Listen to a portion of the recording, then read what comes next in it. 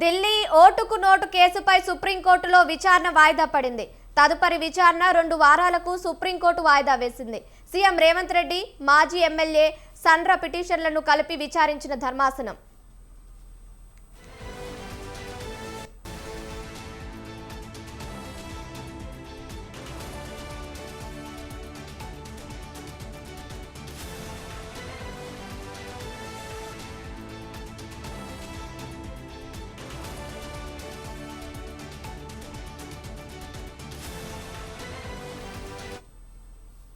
ఢిల్లీ ఓటుకు నోటు కేసుపై సుప్రీంకోర్టులో విచారణ వాయిదా పడింది. తదుపరి విచారణ 2 వారాలకు సుప్రీంకోర్టు వాయిదా వేసింది.